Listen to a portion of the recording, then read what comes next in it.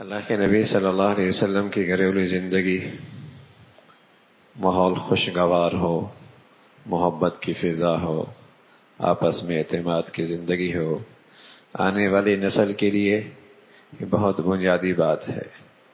اولاد کی تربیت کے لیے گھریلو زندگی کا سازگار ہونا اور میاں بیوی کا محبت اور اعتماد کے ساتھ رہنا ان کی تربیت کی ایک بنیادی چیز ہے۔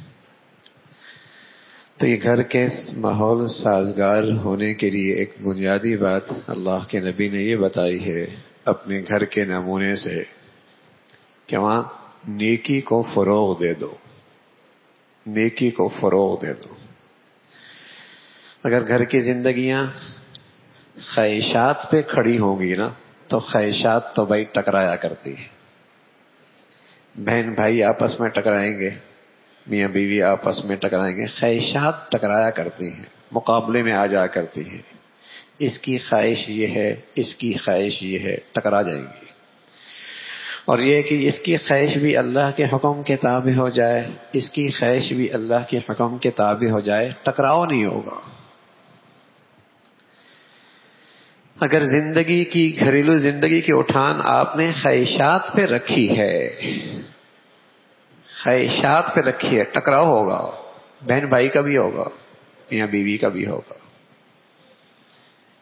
اور اگر گھریلو زندگی کی بنیاد نیکی پہ رکھی، خالص نیکی پر، تو یہ گھر کی بنیاد مضبوط بنیاد ہے، اس سے زندگیاں گھروں کی خوشگوار ہوتی ہیں۔ قاری محمد طیب صاحب رحمۃ اللہ علیہ بہت چھوٹا سا جملہ لیکن بڑا طاقتور جملہ فرمایا کرتے تھے نیک رہیں گے ایک رہیں گے، نیک رہیں گے ایک رہیں گے۔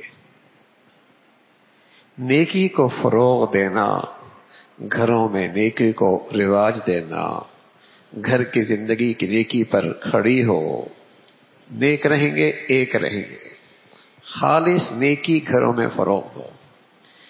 اور اگر گھروں کو یوں ہی آزاد چھوڑ دیا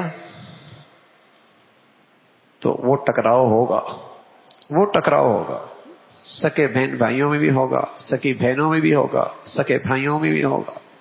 اور یہ میاں بیوی زندگی کے 40 سال 30 سال اکٹھے رہتے ہیں، ایک دسترخوان پہ کھاتے ہیں، ایک چھت تلے رہتے ہیں، لیکن خواہشات تو ٹکرایا کرتی ہے، ٹکراؤ ہوگا۔